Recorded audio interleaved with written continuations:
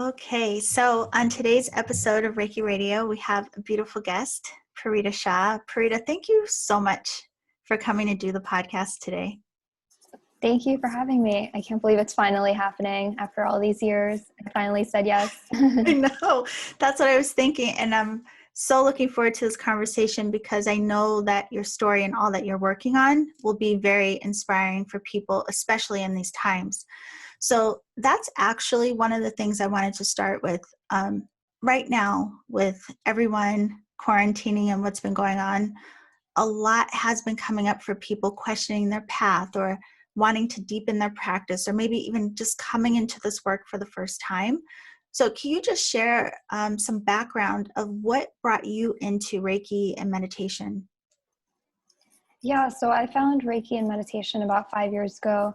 I was in the middle of a health crisis, and a couple of years prior to that, I had been diagnosed with celiac disease, and I very quickly lost my health and vitality, and was dealing with a lot of new symptoms from week to week, and just dealing with health appointments and the stress that all of that can bring. And I left school because of my health issues. And so my social life changed a lot. Family dynamics change when you're under a lot of stress. There was the stress of finances because I was no longer able to, work or go to school to the ability that I was before. So with all of those changes, I realized that I needed something to ground me, something to de-stress. And so eventually I found meditation and Reiki, and I started learning for myself. And with practice, at first I was kind of discrediting how much it impacted me. I thought it was just a few moments of peace and silence. And I didn't realize how much that actually did impact my body and my mind. And as I worked with more people and started practicing on family and friends, I realized that was extremely valuable. It was something that not everyone had in their life. Right. And so it slowly became a professional practice. That's really interesting. It's funny hearing you say that. It makes me think of how crisis a lot of times brings us into this type of work. But with all of what you were going through, I mean, how did Reiki even come on your radar? Was it something you heard of? Was it just random? Yeah, so I was working with a functional medicine practitioner who has a background as a PA, and so she's been through the science route, but now she uses holistic modalities, and she, still does a lot of blood work and testing, but she also uses Reiki and essential oils and a lot of just herbs and plant medicine. Yeah. So because she was using Reiki on a lot of her cancer patients, there was like that seed planted in my mind that this has to work, otherwise she wouldn't be using it. And later on, I heard about Reiki from several people, and it took me some time to eventually try it. But once I tried it, I realized that, okay, there's something here. It's something that's working, and I have to pursue this. I have to learn more. It wasn't like love at first sight, or it wasn't like, I'm going to do this. This is my purpose, or it wasn't anything like that. It took me several years to realize that this is something that I can turn into a purpose, or I can help other people with this. Very cool. So then I have to ask too, with that, did it start to maybe even influence or change what your relationship was or ideas were around your healing regimen, or what healing even meant, or what it could look like? Because I imagine, that had to be the center of your world, just wanting to get to a space of wellness. Yeah, absolutely. I was very much focused on physical healing. And, because celiac disease is something that's, it has to do with food. It's you don't digest gluten, right? So I was very much just focused on that.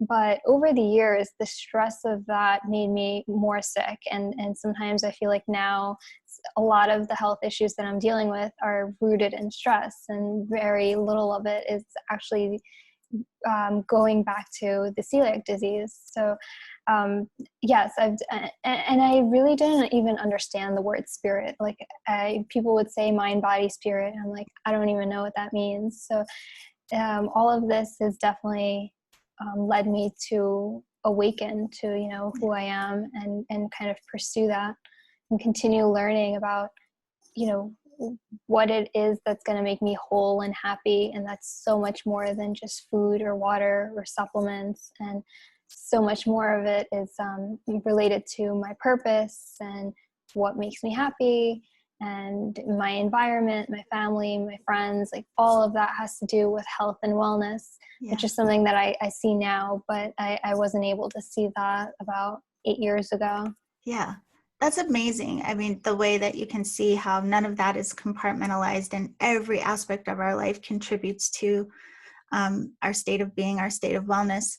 But I have to ask you too, in all of that, because I'm sure a lot of people can relate to two things that you said. One, a lot of us are stressed out right now, like, really stressed. So many drastic changes are happening for people. And it was just like, out of the blue.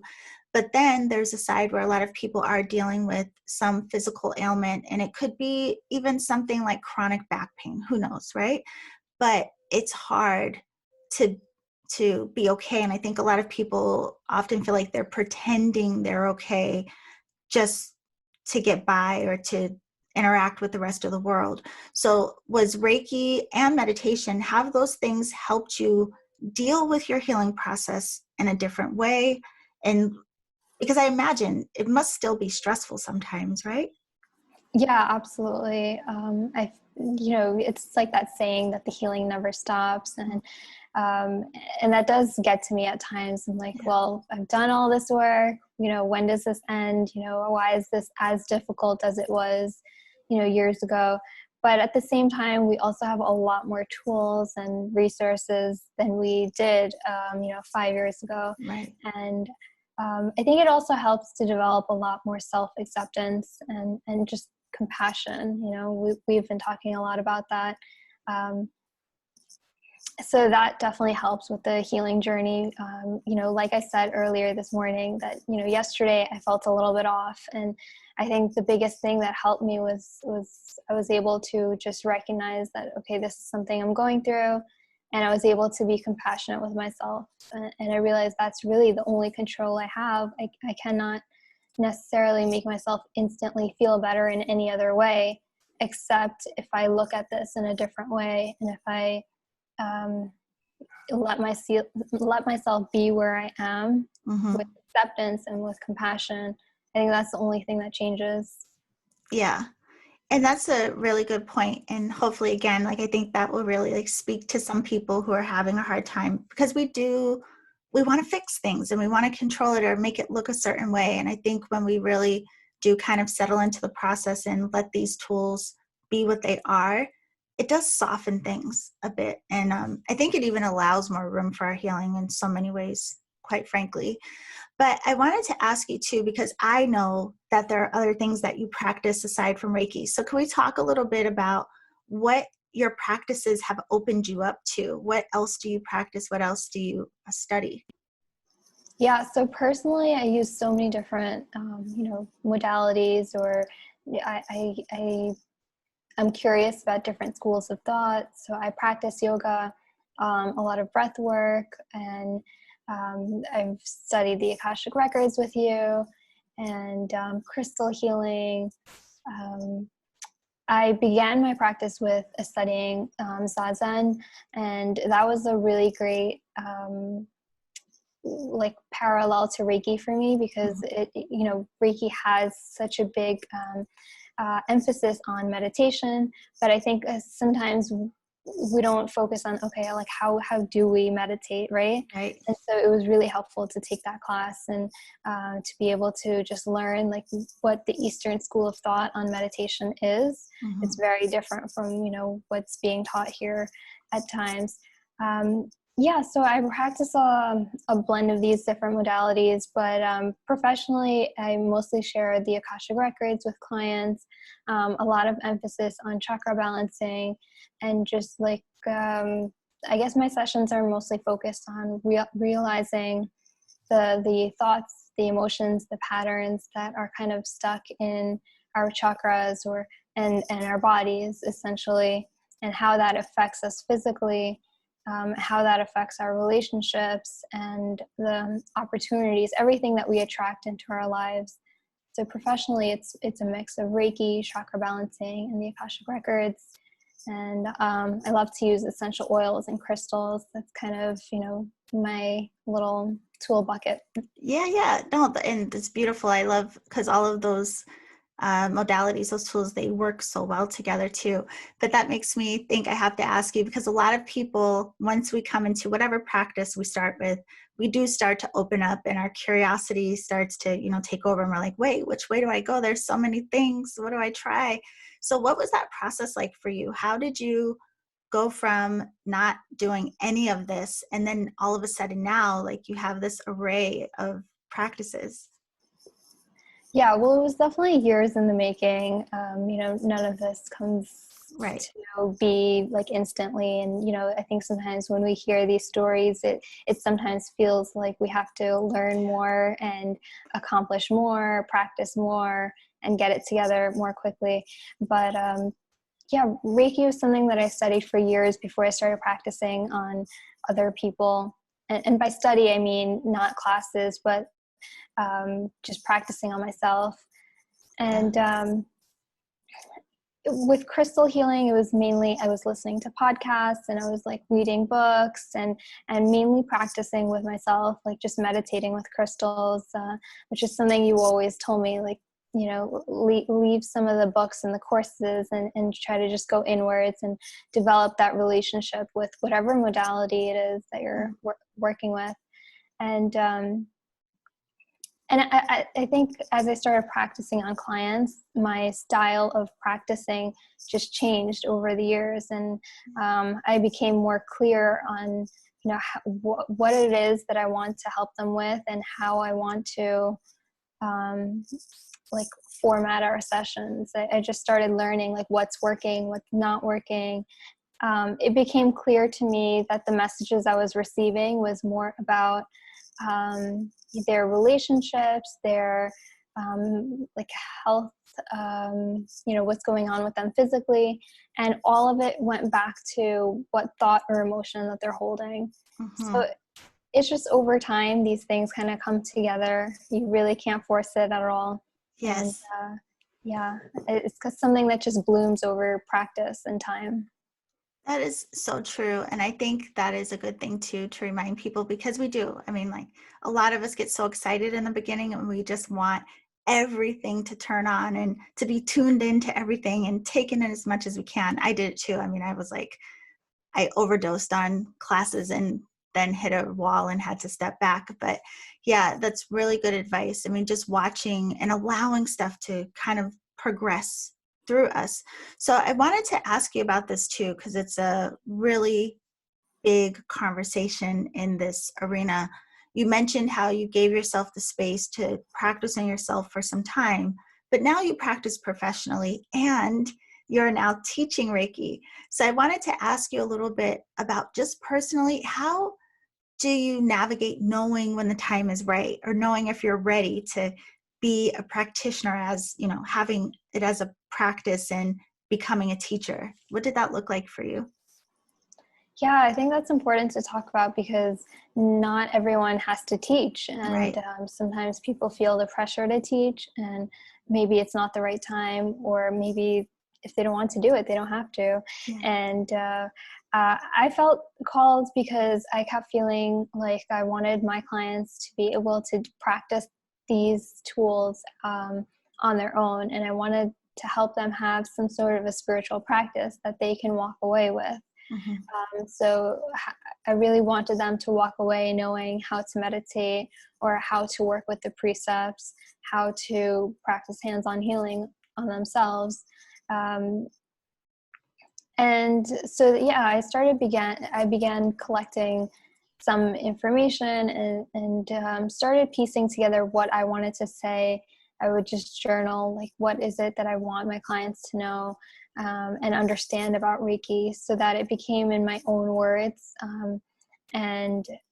And then later on, I of course consulted books and drew in that information and everything that I've learned from you to put together the course. But it was mainly just, I felt the need that people need to know how to practice this on at home and on their own time. Yeah. And I wanted people to feel like they didn't have to come in for sessions all the time. It reminds me of you saying that parable of like teach a man to fish. Mm-hmm. And I think it is so impactful, learning these tools by ourselves. Absolutely. And of course, having the combination of having practitioners like you to come to, because we all need that support as well. But that's really, really cool. And so it sounds like you just trusted your process and you didn't pressure yourself to do what may have been expected to you or look like what you were supposed to do on the path, but more so just listen to you. Is that fair? Yes. Yeah. I felt like teaching Reiki was something that it was something that I was just interested in for a while. Yeah. And then I let myself slowly put together, a manual and put together that content. And when I felt ready, I put it out there. Yeah, I like the part, especially you saying you would journal and write down what is it that you want your students to know, and framing this work in your own words. I think that's so important because it really personalizes all of it for us, but it keeps you also as a practitioner and a teacher in your own authenticity instead of trying to like mimic. We're inspired by our teachers, of course, but we all develop our own way. So it's really, really cool.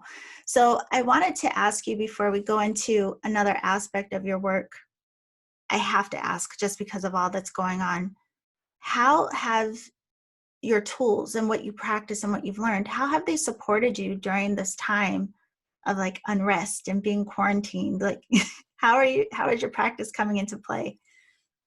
Yeah, it's just an absolute lifesaver, as I'm sure it is for this entire community. I can't imagine just not knowing how to manage my mind or not knowing anything about emotional intelligence at this time.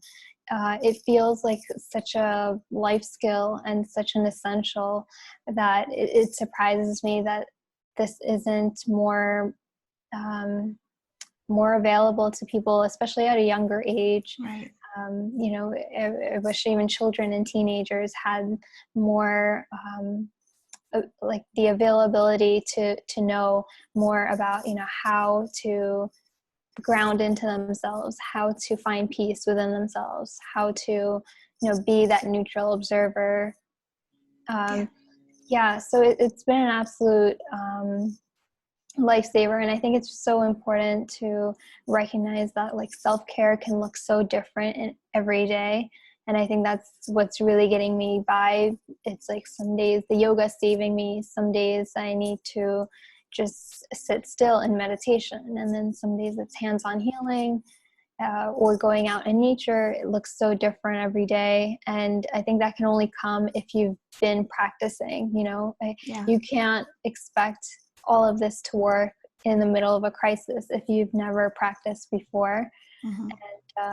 And so I'm so grateful that I had my teachers and I had my path, because it's the only thing that can get you through moments of crisis. Yeah. And I like that, just even the way you describe having a different focus in our healing, looking different every day. Because I think sometimes we get so rigid and thinking we have to follow like very strict regimen or instruction. Like I have to meditate every morning, then I have to do my hands-on, then I have to do that. Like, gosh, the laundry list would be like a mile long. Who could do that all day, right? So what is it like? How do you do that? Do you just kind of, when you wake up in the morning, you just tune into yourself and see how you're guided? How do you decide what you gravitate towards? Yeah, so that's definitely, I am that person that kind of tells myself, I have to do this, I have to do that. Yeah. But, of course, I'm also learning and realizing that doesn't work. Mm-hmm. And so it's hard to find that balance between discipline and flow. Mm-hmm. Because we need some discipline to keep us practicing, but it can't be robotic at the same time. And So I try to ask myself at the beginning of a week, usually on Sundays or Mondays, what is it that I want to consistently practice through the week, and what do I need? And I'll usually hear like, okay, you need movement, so you need yoga, or you need to just sit still and be, or, you know, you need to connect with nature this week. So I'll hear things like that, or crystal healing will come up, you know, different things like that.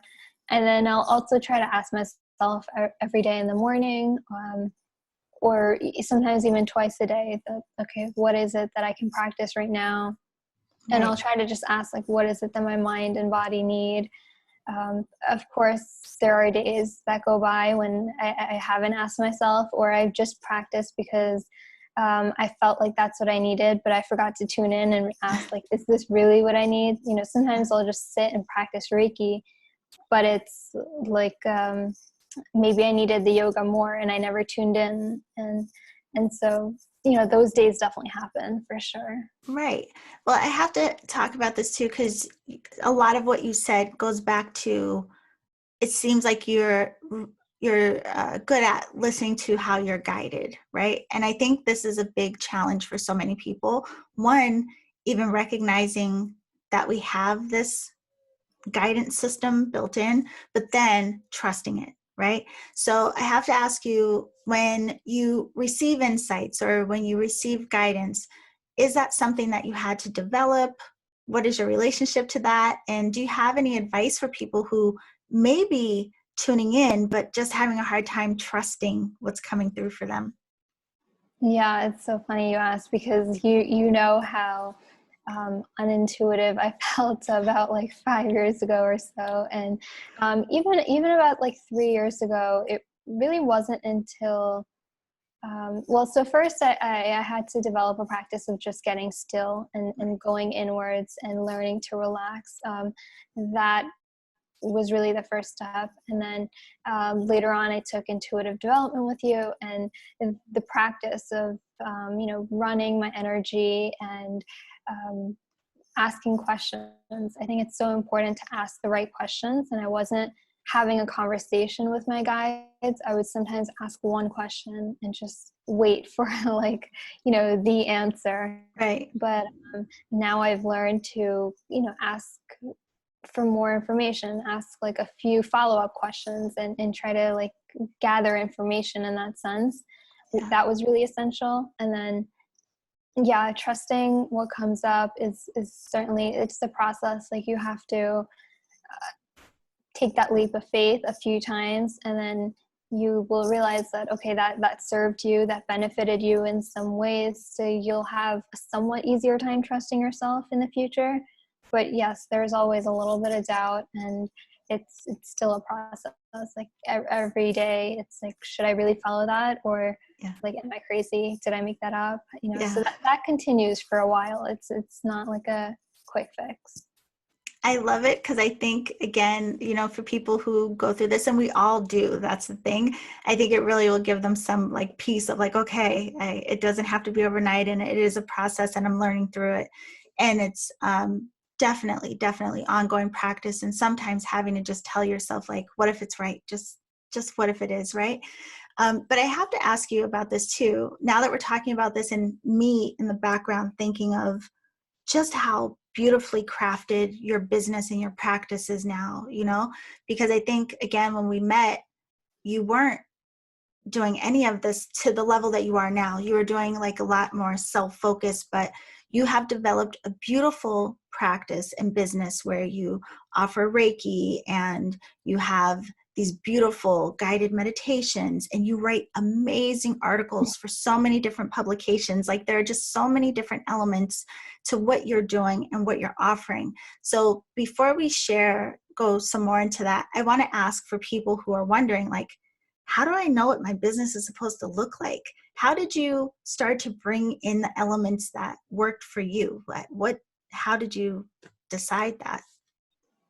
Yeah, it's really funny, because when we started working together, you know, you had always told me that this was a part of my purpose. And I was like, No, I was studying finance, and I wanted to continue that route. I didn't want to go this way, but it was meant to be. And so I started realizing that I like when I first got started, I would just write about, okay, what is it that I want my clients, or what is it that I want the world to know, and that kind of informed my blog posts or my social media posts, and that helped me gain clarity on what my journey was, and it helped me find the words to express that. And then that also informs my sessions, because now I base my sessions around that information that I received through journaling. And yeah, I think it just started off with me wanting to share everything that I've learned with other people. Yeah.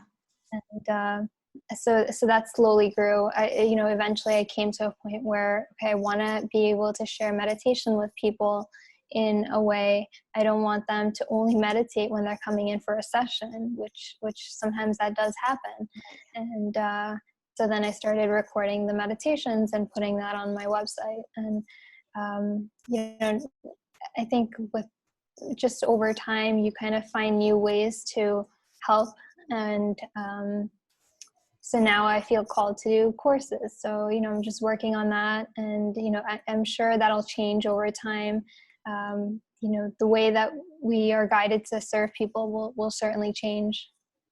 So that's a cool way to look at it too. I think that also, people can know that you don't have to have it all exactly right today. Like to start, you can just start with one element. Like you started with blogging and journaling, and then it transitioned and you started bringing in clients. And then again, like you started writing for publications, and you started creating all of these beautiful resources for people. And of course, the link to your website and social media will be in the show description. But I'm telling you, if you're listening, you have to check out how many beautiful resources she provides. And so I want to ask you about that too, because I think a lot of people miss that part, right? Like sometimes we get so focused on like, oh, I just have to get clients, forgetting the importance of giving people tools that will support them on their path. So when you started creating all of these resources for people, was it just because of what you've come to find will support them? Or is it, these are things that you wish you had? How did you figure that out? Yeah, so when you were speaking, I just remembered that when I started my blog, I actually didn't know that I would become a Reiki practitioner, or that I wasn't out of the motive of trying to get clients. I just felt like I had something to share, and that's Yes. how I got started. And then it turned into, a practice. So I think that also helps when you're just doing something without expectations. Yes. It serves you. It's just a lot more sustainable. But yeah, like at this point, I try to create. I only create if I feel guided. If I feel like there's like a void in the world for something, like I felt like about a year ago, I felt like there was a need for chakra journaling prompts, because there are so many people out there that will use crystals or Reiki or different modalities to balance their chakras.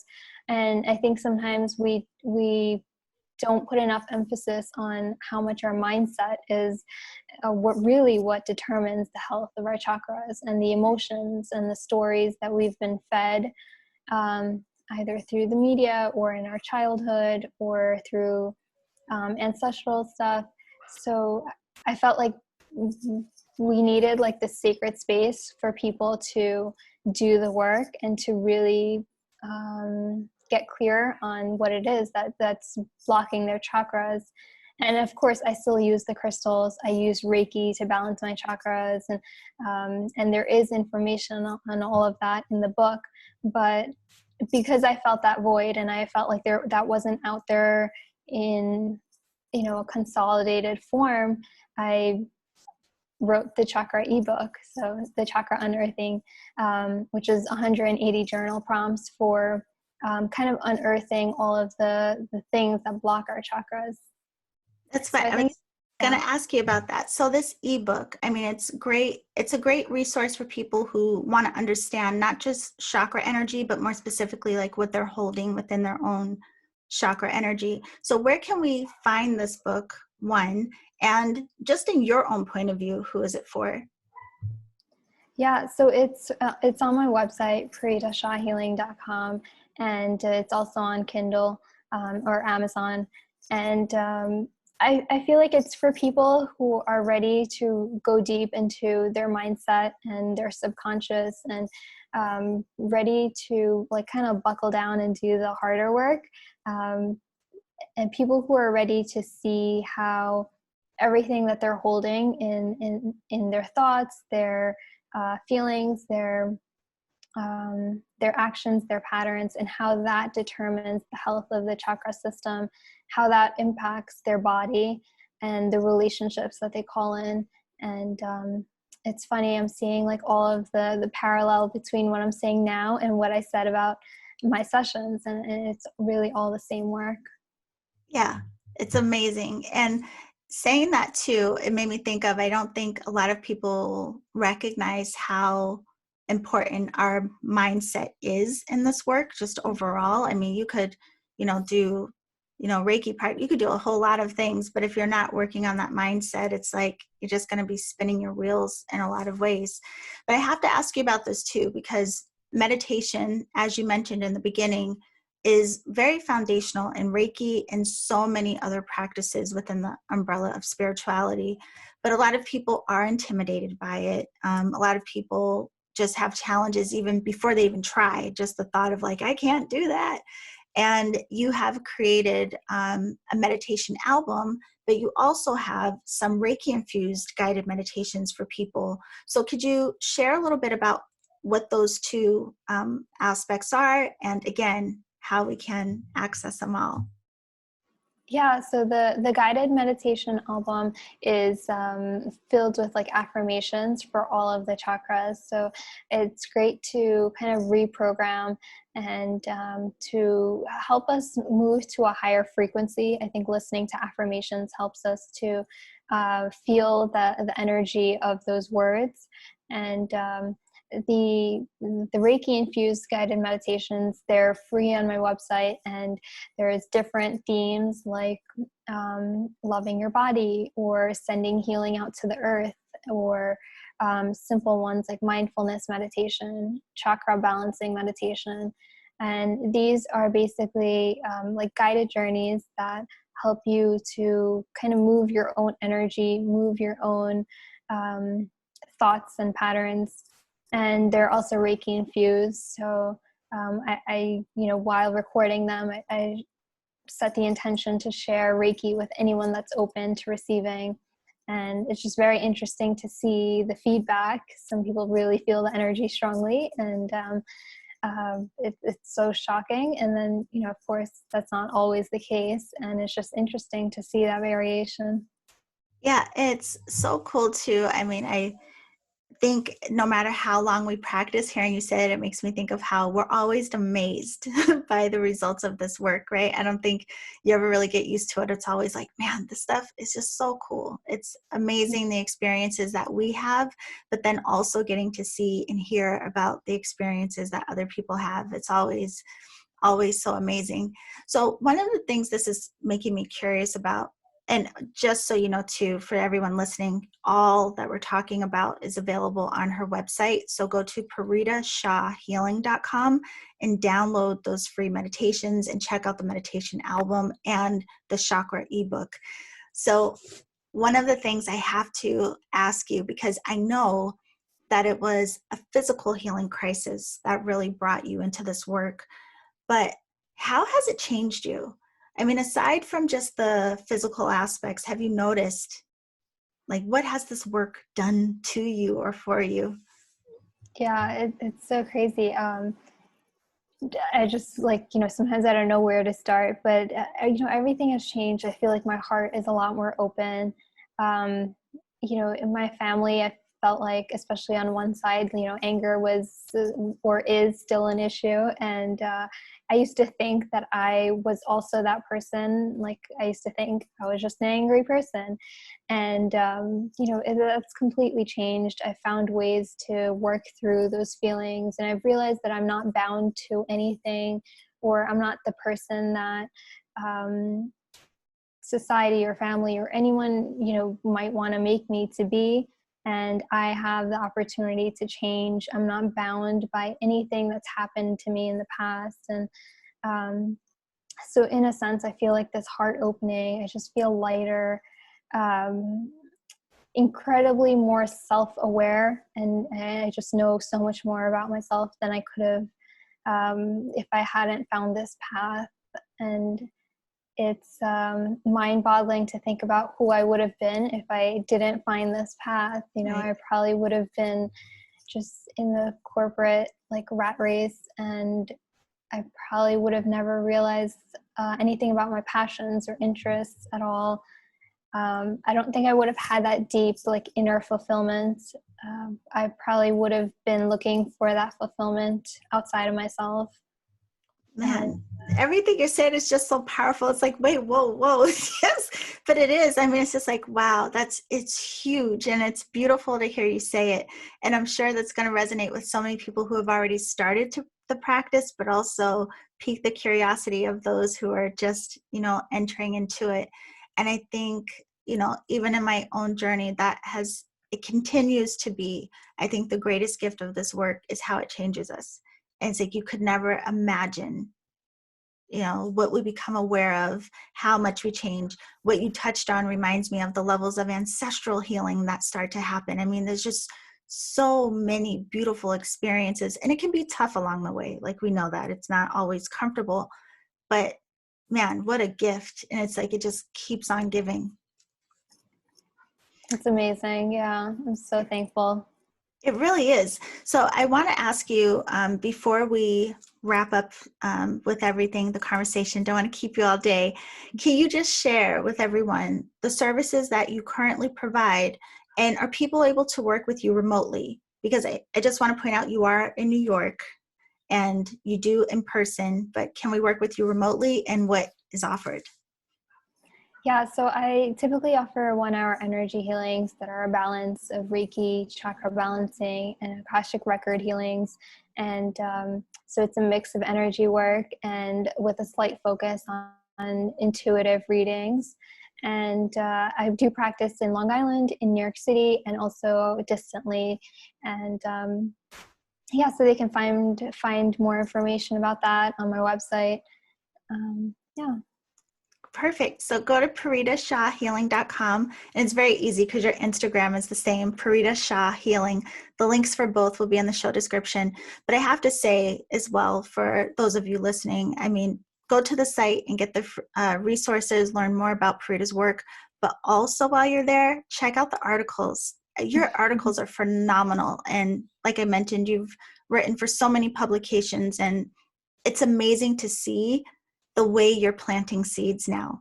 Because again, to go from the space of, it didn't seem like that was like your conscious intention, and now you're doing this work and sharing in so many beautiful ways, including on your social media. I mean, it's always so thought-provoking. I think that's one of the things I love so much about your work and watching what you share, is you always share things that not only educate, but bring people into their own consideration. So thank you for the work that you're doing.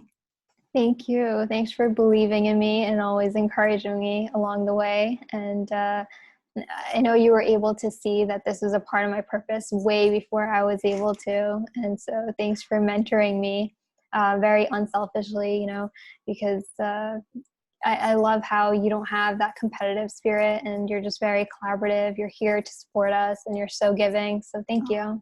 Thank you, my love. I have to say, it's been an absolute joy, and that's why I'm beaming. So everyone, thank you so much to Parita for being here with us. Go down to the show description, click on those links, get familiar with her and her work, and we will see you all next time. Thank you, Parita. Thank you.